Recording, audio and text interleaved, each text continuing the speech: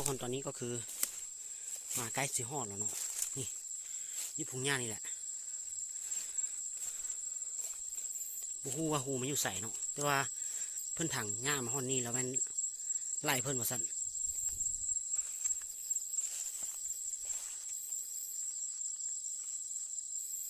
เดี๋ยวสิทุกคนตอนนี้ก็คือเขาสิเอาต่อนะสิมาเอาตัวต่อที่ใช้อันสำลีเนาะแล้วเอาน้ำมันใส่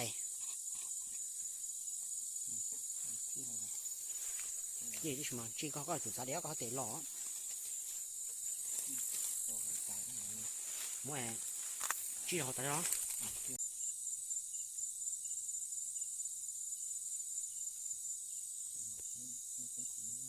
เขาไม่กันเลยจีเลยจีเขาไม่กันจีเขากวนเลยสิฮะชื่นใจนะก็จบแล้วมั้งเดี๋ยวเนาะเดี๋ยวเนาะช่วยดูจนนี้ยัดต้องเดี๋ยวเนาะไรก็คือตอนนี้สียัดสำลีใส่หูเนาะแล้วก็สีเอามันตกบาดตลอดเลยยัดเข้าไปต้อนเลยยัดสำลีใส่เนาะและให้มันเข้าไปในก่อนแล้วจึงเอากาแฟมาต้อยใส่เนาะ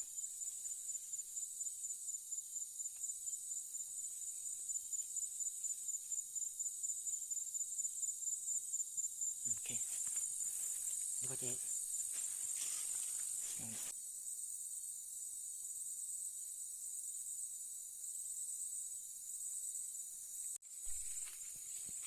มาแล้วทุกคนนี่โอ้คักขนาดเลยปูของแท้ไปแล้วไปต่ออีกหางนึงอย่างนี้หางนึงอย่างสองหางแต่ว่ามื้อนี้จะเอาได้จากหางน้องหูเนาะ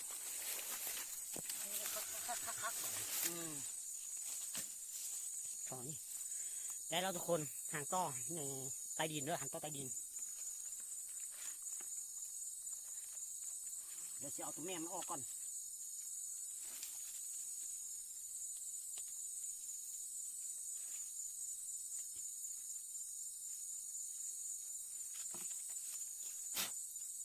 ไม่ไง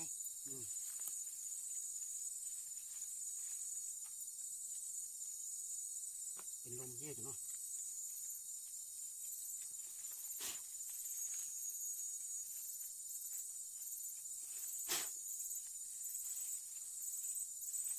โอเคแล้วเลยทุกคนตอนนี้มาต่อหางที่สองนะ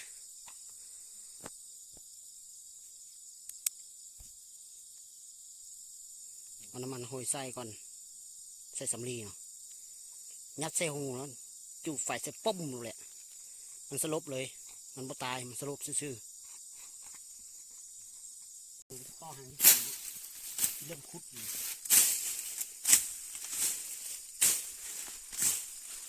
อาจจะอยู่เล็กนิดนึงนะ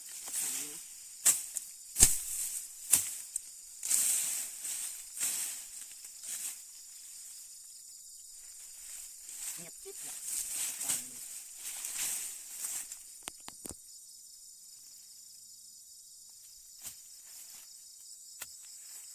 สองครับ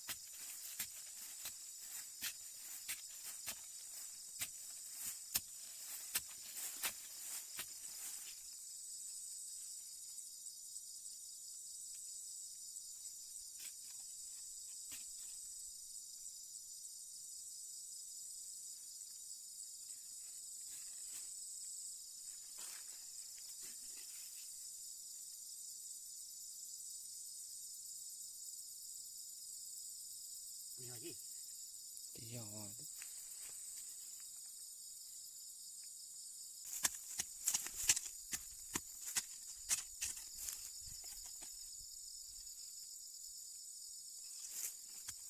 โอ้โห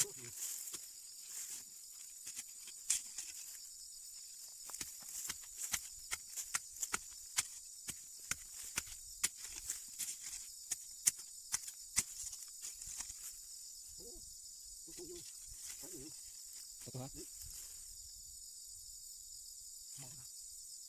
สาวจริงๆเลย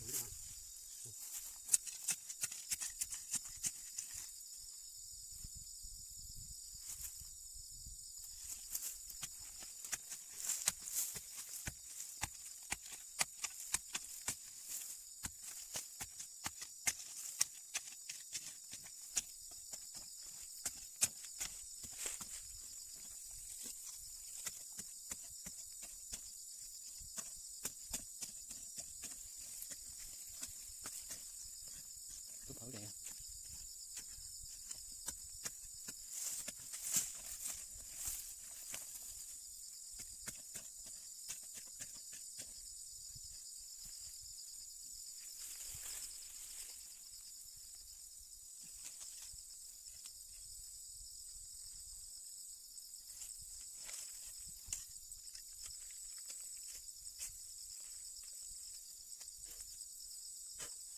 แล้วคุณโอ้อันที่สองอันนี้ไปไป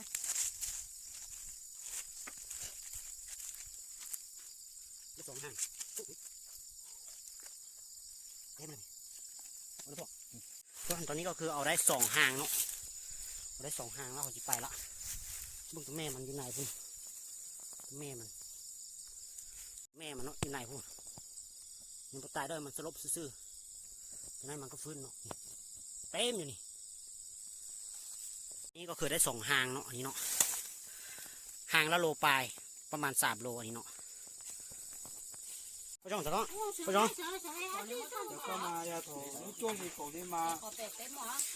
อันนี้ก็คือโทนได้แล้วอ๋อสันมีสันไม่หายเป๊ะสันหรือยังนี่ห้องกับตัวเนี่ยนี่อันนี้ประมาณโลนึงห่างโลปลายเนาะ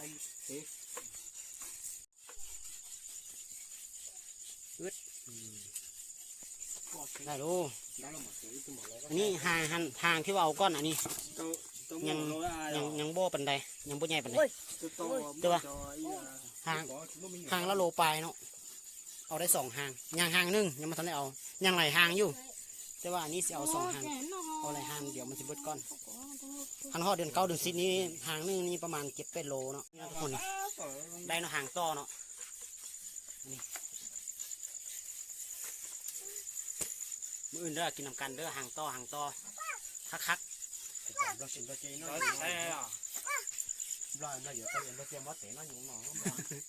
ยิ้มเลย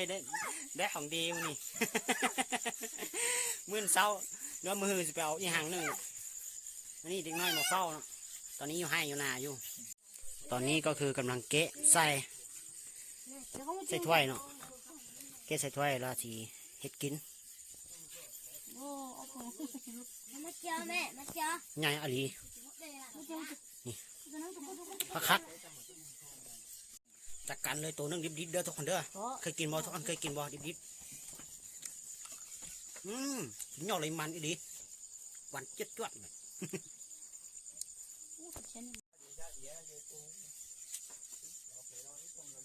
โอ้โหตู้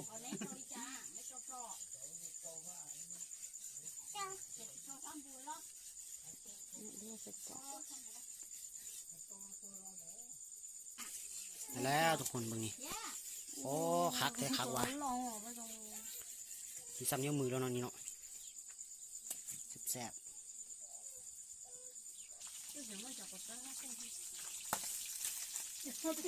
นี่เนาะสิคั่วกิน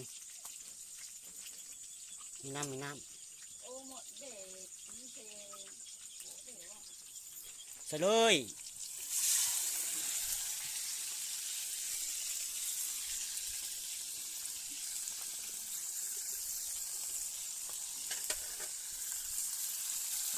อร่อยมากแบบนี้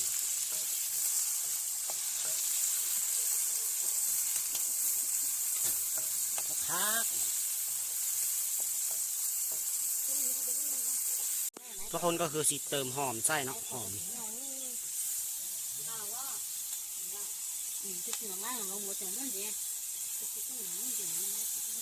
คักใส่นี่แซ่บนี่ก็ทอดลูกนี่ก็สิมาเด้อทุกคนกินข้าว如果来几斤呢？嘛，我太好了，而且我太斤，不当下，很多了。少啊，那可不好。แค่ตัวนี้ก็มาเลยมาเด้อทุกคนกินข้าวเคยกินบ่ต่อถ้าเขาจะรับปวดมาก เก็บไปได้ข้าวเปียกดูหมู เรื่องโชว์เดีย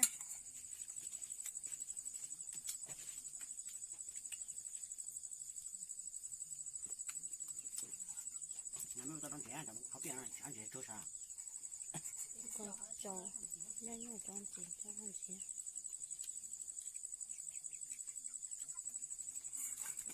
ตัวต่อหางปลาเอามาเมื่อกี้นี่